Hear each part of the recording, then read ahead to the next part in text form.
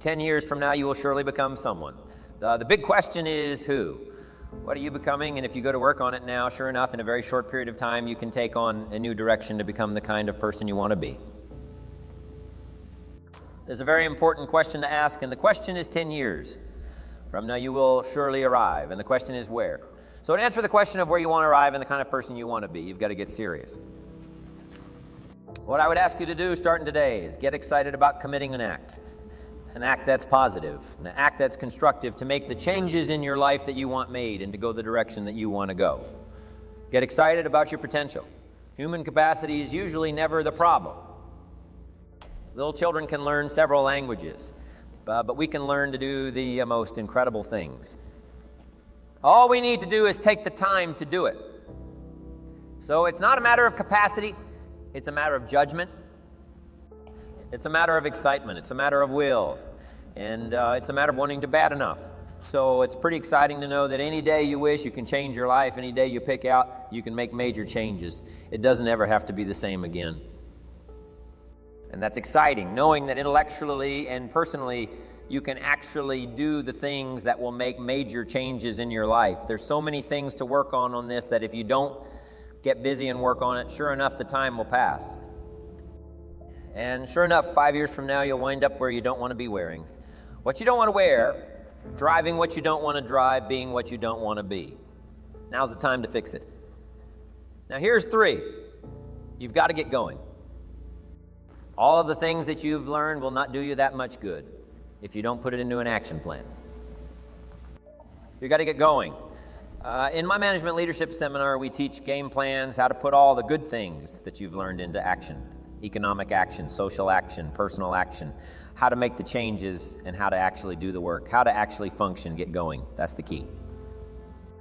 Some people are ever learning, but they don't put it into action. They don't really take the action. It's like the man who keeps bringing materials to the building site and never builds anything.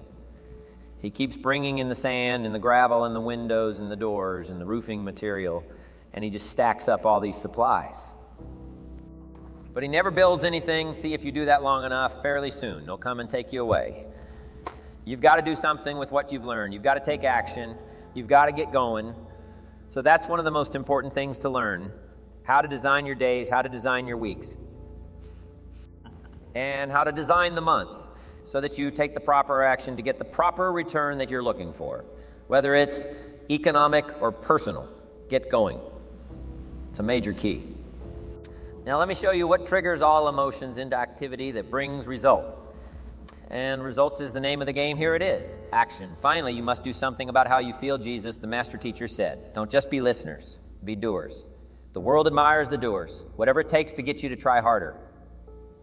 Read more, set your goals, and go for it. Here's the next attitude disease, over caution. Some people never will have much. They're too cautious.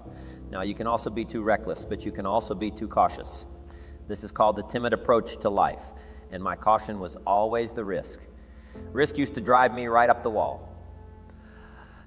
I used to say, what if this happens? It's called the language of the poor. What if this happens, and on top of that, if this was to happen, look at the fix I'd be in. I better not try. I could always ace myself out. Then I'll tell you what changed my whole life when I finally discovered it's all risky. The minute you were born, it got risky. If you think trying is risky, wait till they hand you the bill for not trying. If you think investing is risky, wait till you get the tab for not investing. See, it's all risky. Getting married is risky. Having children is risky. Going into business is risky, investing your money is risky. It's all risky. I'll tell you how risky life is. You're not going to get out alive. That's risky. The Englishman says, well, if that's the way it's going to work out, let's give it a go, right? That's what it's for. Give it a go. Somebody says, yeah, but I'm looking for safety and security. And then huddle in a corner. We'll cover you with a sheet, bring you 3 meals a day, and we'll protect you, feed you, look after you, care for you. We won't let anything happen to you, and you'll probably live to be 100. The guy said, well, yeah, I'd live to be 100, but what a way to live, right? What a way to live safe and secure. Don't ask for security, ask for adventure. Better to live 30 years full of adventure than 100 years safe in the corner and see it's not important how long you live. What's important is how you live. Here's the next attitude disease. We're almost through with this motley list. In fact, we're almost through. Hang on. The next one is pessimism.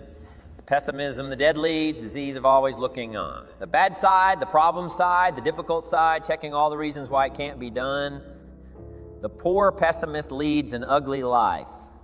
He doesn't try to figure out what's right. He tries to figure out what's wrong. He doesn't look for virtue. He looks for faults. And when he finds him, he's delighted how ugly this is. A poor guy looks through the window, doesn't see the sunset. He sees the specks on the wind. And this is the poor guy, right, who rushes up, takes such leave of his senses. This guy rushes up and he says, I've got 5 good reasons why it won't work. He's so dumb he doesn't know. All you need is one, he's got 5. To the pessimist, the glass is always half empty.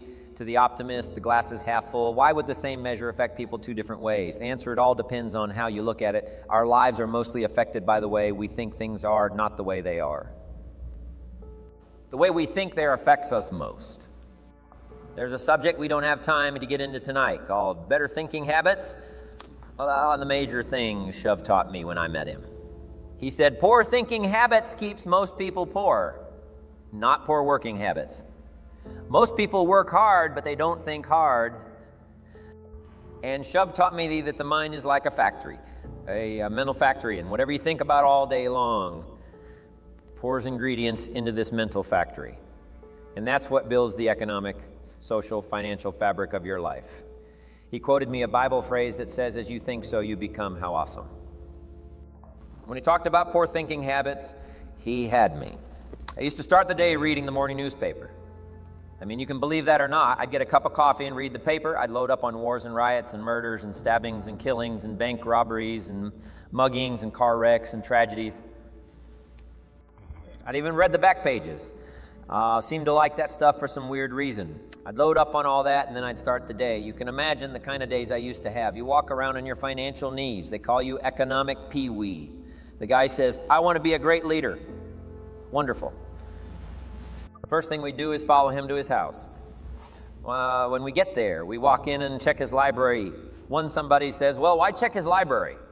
The reason is because what a man reads pours massive ingredients into his mental factory, and the fabric of his life is built from those ingredients. You would not believe what some people have got in their house to read. You would not believe one of the best dressed up words I know for a lot of it is trash. Can you imagine dumping a barrel of trash into this mental factory every day and coming out with a rich, dynamic, positive life? It can't be done. I might as well try making a cake with cement. The kids back in Danbury, CT High School, they're asking me questions one day. I'm talking to the kids.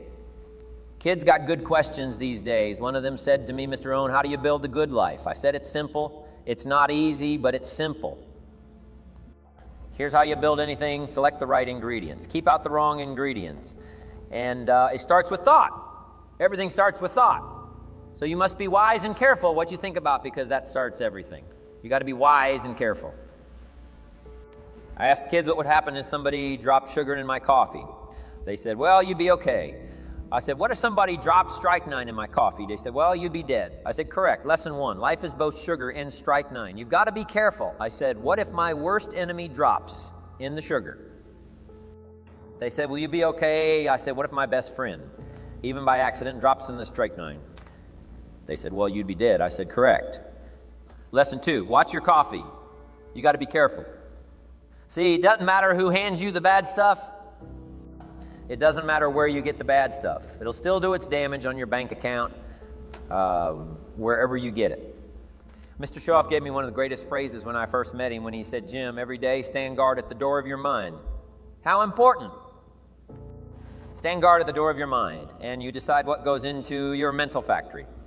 Don't let anybody just dump anything they want to in your mental factory, because you've got to live with the results. Okay, here's the last disease. And we're through with this list. In fact, we're almost through. Hang on. The last subject is very brief, the last disease. But this one is deadly.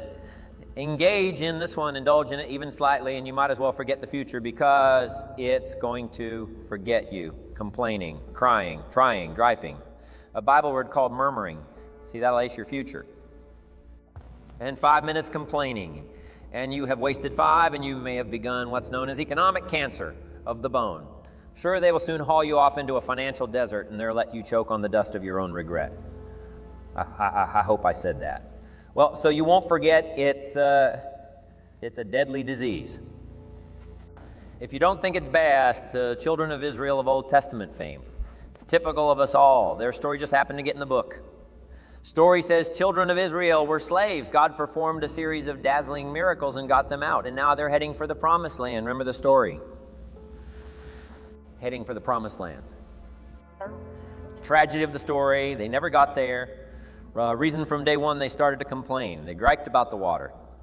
They griped about the weather. They whined and cried and griped about the food. They griped about the leadership. They whined and cried because it was too far, too cold, too hot, too difficult, too miserable. I mean, they whined and cried for years. Finally, God said, I've had a trip canceled or something like that. The story says they died in the desert and never got to the promised land, which I think means two things. Indulging this long enough, you get your future cast. And I guess it also means even God himself can only take so much. Okay, just be on the lookout of the things that can destroy all the good you start. The war is on, and this evening, tomorrow, mentally, personally, socially, economically. You got to make sure you're winning the war, and this is part of it.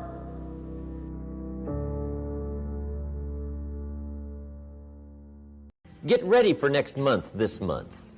Get ready for next year this year.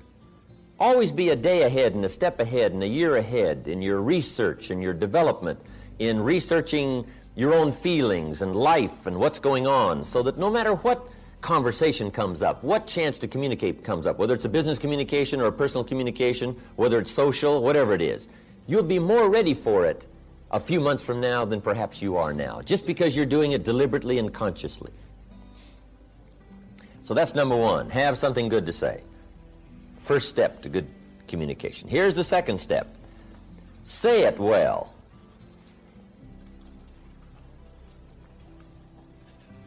Part of communication is saying it well.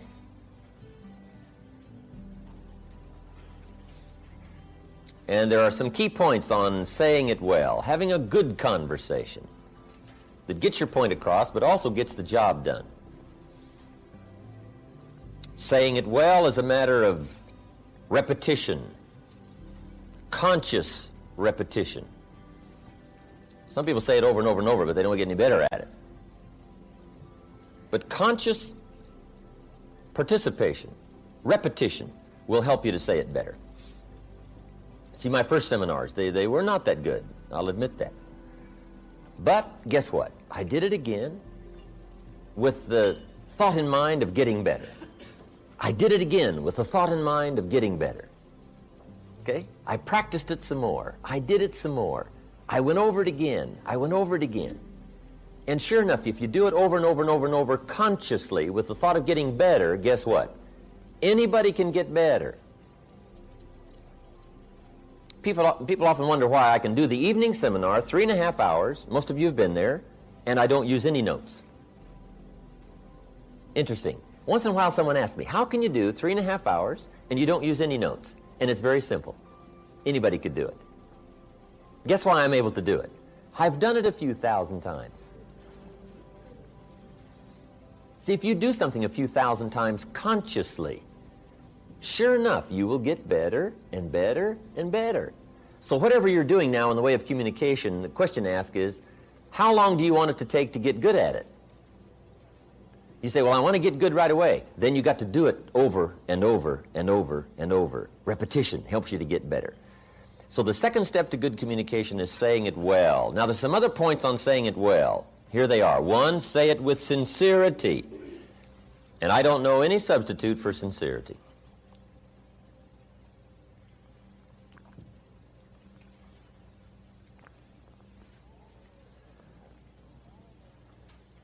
Almost everybody wants the feeling from someone else that you are being sincere, that you're not playing games with me, that you're really disclosing to me your true feelings, your true awareness, what's going on in your life and your heart and your soul and your mind. Sincerity, there's no substitute for that.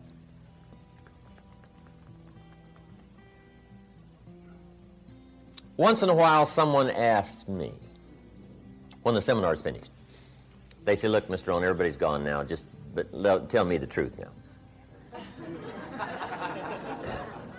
That story you tell about meeting Mr. Schoaf when you were 25 years old, and he hired you, you went to work for him, spent 5 years with him, he taught you the principles, how to turn your life around. He said, now that's just a story, right? That didn't really happen. Isn't that just a story to make all this sound good? Isn't that interesting that somebody would ask me if that was just a story or not, or if it really happened? To be sincere, it's got to be true. You just can't come up with sincerity telling an erroneous story. Now, you might make it sound sincere, but sure enough, someday it'll come back to haunt you. Saying it well is saying it sincerely. Saying it well is saying it accurately. You don't want a lack of credibility to creep into your communication. So you just got to be sincere. Tell the truth. The truth is so powerful, you don't need to dress it up with fiction. Another part of saying it well is saying it with brevity. Don't linger too long on any one point. Because I got a good disclosure for you. The human attention span is short. You can't linger too long on any one thing. You've got to move along. So brevity. I used to tell long stories. And I stretched them out so long, people forgot the beginning by the time I got to the end. And now the end doesn't make much sense, right? Because you can't hook them both up. I just drug them out too long. People get weary. You just got to practice being brief. Short. Attention span is short. The best practice on this is to practice with kids, because their attention span is really short, right? And they don't mind telling you, right?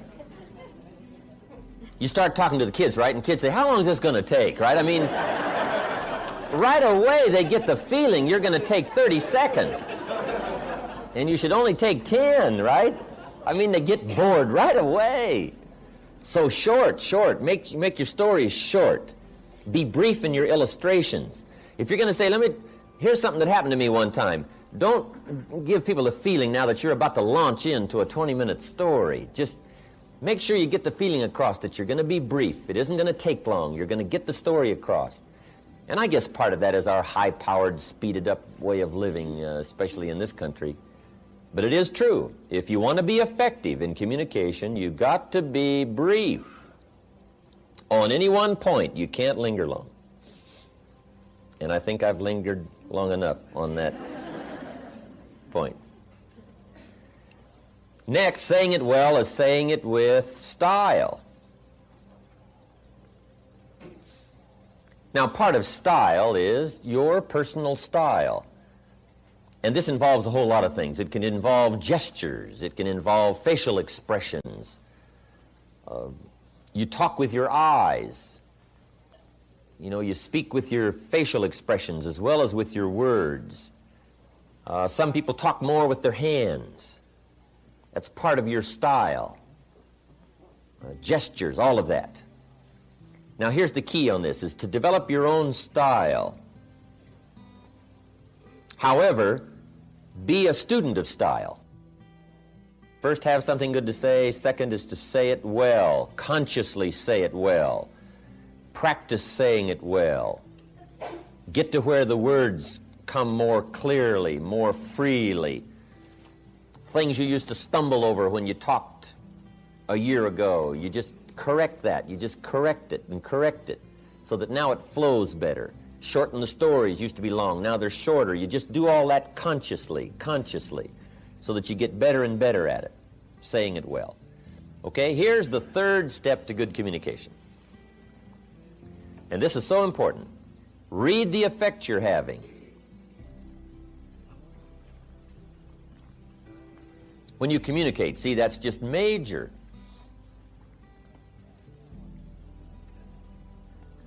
Study your audience, whoever your audience may be. If it's one of your children, you just study what's happening to them while you're talking. Right? Look in their eyes, look in their face.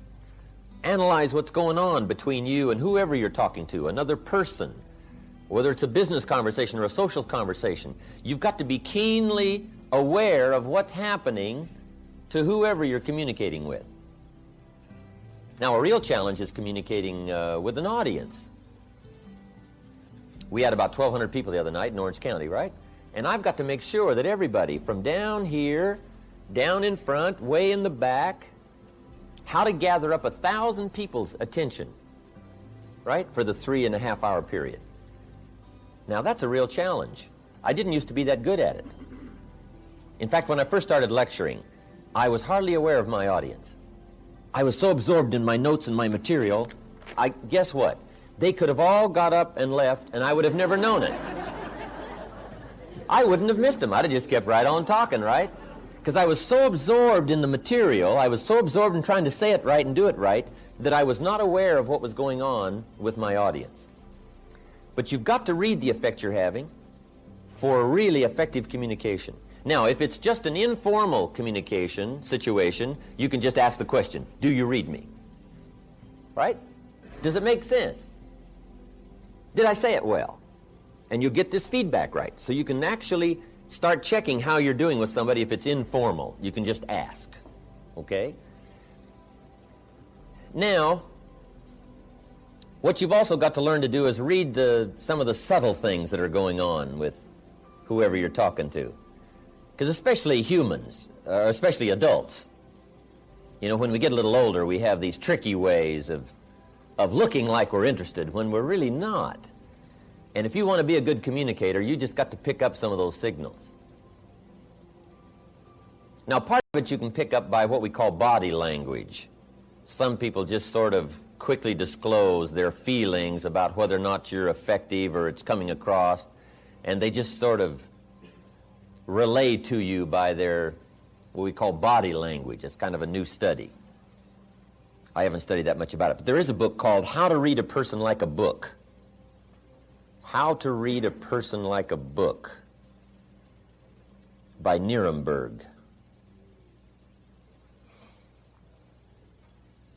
You just might make a little study on that. Now, don't get too involved in it, because sometimes you can so watch somebody in the way they blink their eyes, and you know, you're looking at their ears and looking at their hair, and now you get too carried away and trying to figure out, you know, all about them. But you can get some indication.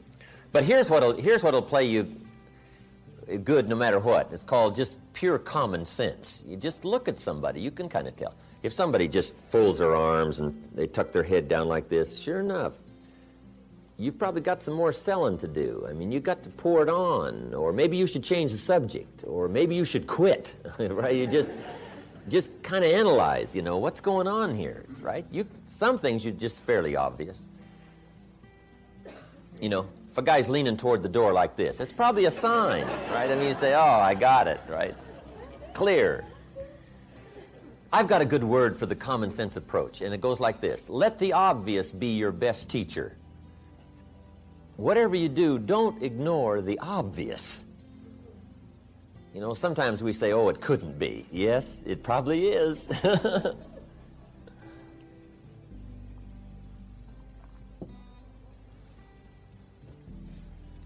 But adults especially, sometimes this is a bit tricky.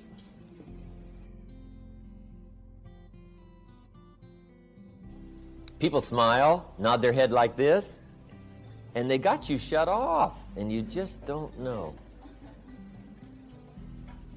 Okay. Because in good communication, you cannot mistake courtesy for interest. Sometimes people will be courteous, but that doesn't mean they're interested. Now, if you mistake their courtesy for their interest, now, see, you've lost the hold on good communication. Also, you can also develop a sense of picking up signals. I think the women probably have it over on the men when it comes to this sort of sixth sense of being able to tell, no matter what the situation looks like. Women have this uncanny gift. I guess men can develop it, but the women already have it. You know, the antenna is out. I mean, they pick up signals nobody else can pick up. I mean, the men don't have a chance. I think part of it is because until the industrialized society came, women were primarily the protectors. The man was the provider, right? He was gone. He was out there getting the game or whatever, and the woman was the protector. So I think the woman has devised these incredible sensitivities to danger and what's going on, what's happening. They're uncanny. Even the Bible says there's sheep and there's the shepherd, and then there's the wolves. That's what it says. Life is kind of like that, shepherd and sheep and wolves. It says also some wolves are so clever, they've learned to dress up like sheep and talk like sheep, I guess. That's what it says. Some are wolves in what? Sheep's clothes. Now, see, you got to be clever. Huh. The man says, well, looks like a sheep, talks like a sheep. Woman says, ain't no sheep. I mean, take my word for it.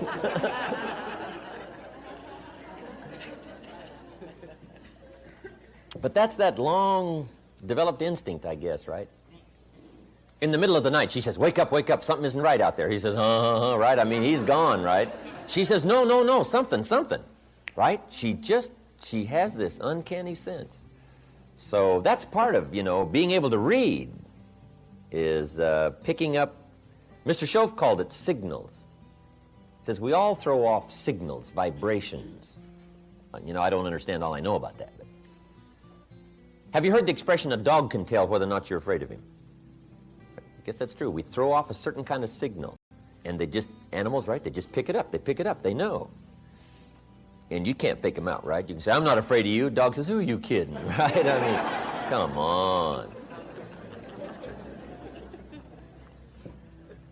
Okay, being able to read. That's so important, reading your audience. How you're doing. Should you speed up? Should you slow down? Should you change the subject? Should you be a little stronger? Just be more aware of whoever you're talking to. Right? Look a little more intently at somebody. Try to pick up what's happening between you and the audience or the person or the child or the business partner. You can't believe how it will affect your ability to communicate if you'll practice this part of picking up what's happening between you and someone else. Now here's number 4. Then we're going to take our first break. The fourth step to good communication is intensity. Strong feelings. Here's what changes the whole effectiveness of good communication. Strong feelings. In affecting other people with words, here's a key breakdown to keep in mind. And it goes like this. To affect other people with words, it's 20% what you know, and it's 80% how you feel.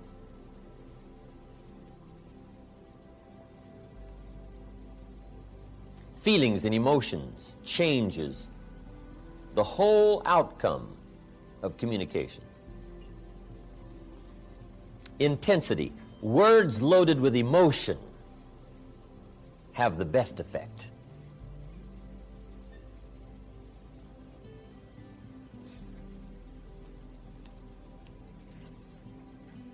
Words might be like a little straight pin, right? When a guy buys a shirt, right?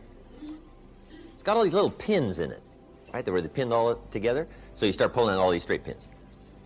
What if I took one of those straight pins and I threw it at you, this little straight pin, and it reached you, hit you in the face or hit you in the arm, hand somewhere, right? You'd feel it if I threw that little straight pin at you. What if I took that straight pin and wired it to the end of an iron bar about that long, right? And I let you have it with that. See, I could drive that pin right through your heart, right? Now, the pen is the words, and the iron bar is the emotions, the feelings, the awareness, the uniqueness of all of that mysterious stuff that humans are made of. If you will learn to put more of you into what you say, put more feelings, more awareness, more uniqueness, strength of character, conviction, strong feelings, whatever that is, just be more aware of putting more of you into whatever you say. That's that iron bar that drives what you say to the heart, to the mind, and gets the job done. Words loaded with emotion. Now, you must also learn to measure your emotions. Okay?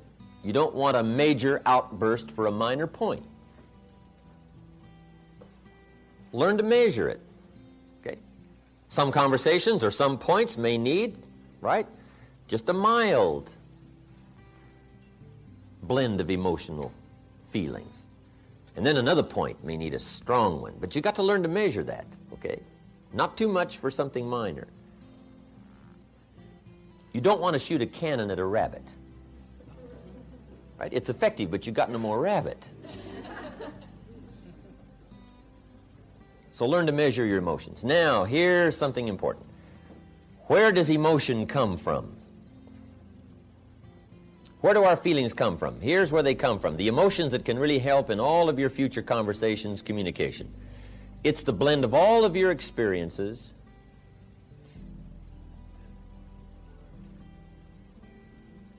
and how they have affected you. The blend of all of your experiences and how they have affected you.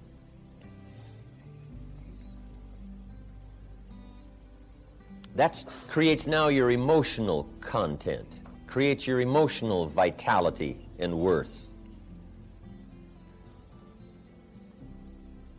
So that's part of the getting ready experience on the emotional side. Be aware of your feelings. Be aware of your emotions. And as that experience grows, now when you get ready to talk, you've got the blend of knowledge and the blend of feelings to put into your conversation. And that's what creates the power.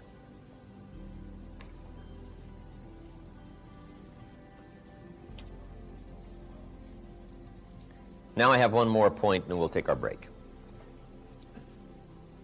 It says, don't forget to say it. Part of communication is simply being aware that more often than not, things need to be said. It's pretty easy to take for granted, especially the people that are close around us, that they already know how we feel. But you got to keep expressing how you feel. Here's a good phrase. Actions are no substitute for words. Now, we've used the other phrase, right? That words are no substitute for action, and that's true. Just talk, talk, talk, talk, talk, and not acting. See, that's not good. But here's what else is not good. All of the action and no talk. Make sure that the words accompany the action. Don't fail to say it.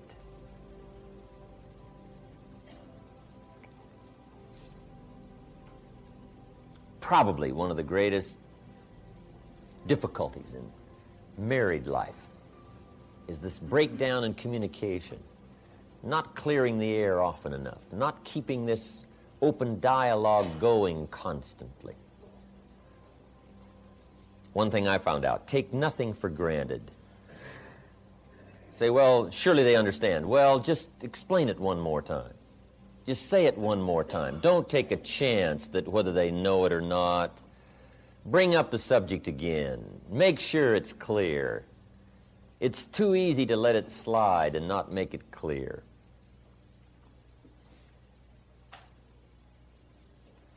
Especially the people around you.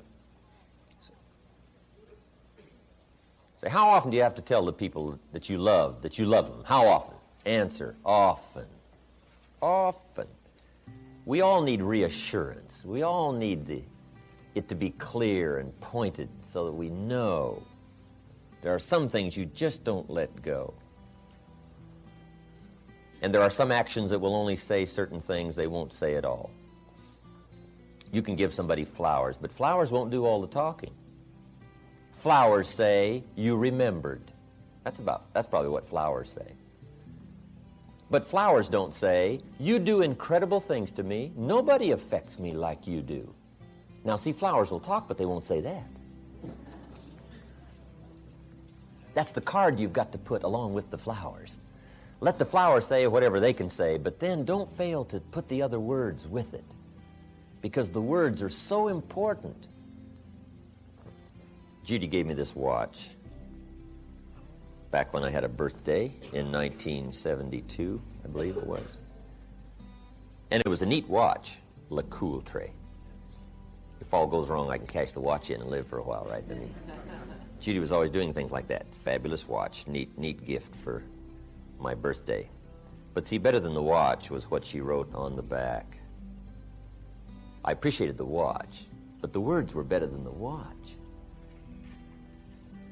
On the back, she had inscribed, "My love for all time. Your Judy, September 1972. See, the watch was neat, but the words. She could have put the words on a Mickey Mouse watch. Pardon me, Walt. I didn't mean to downgrade your mouse. But see, the words were what was really important. So I'm saying, let actions speak, but make sure the actions don't substitute for the words. Make sure you say it. And if you'll make sure you'll say it, you'll get better at it. You'll get the practice. You'll learn to put more feelings in it. You'll learn to say it well, say it better. And this whole process of communication for you, if you don't treat any of it casually, will start to grow. And you will be even startled in the next few weeks, the next few months, at what happens as a result of your future conversations if you become more aware of these things that we have just talked about. Sensitivity, fascination, interest, working knowledge, having something good to say, saying it well, reading the effect you're having, and the intensity of strong feelings.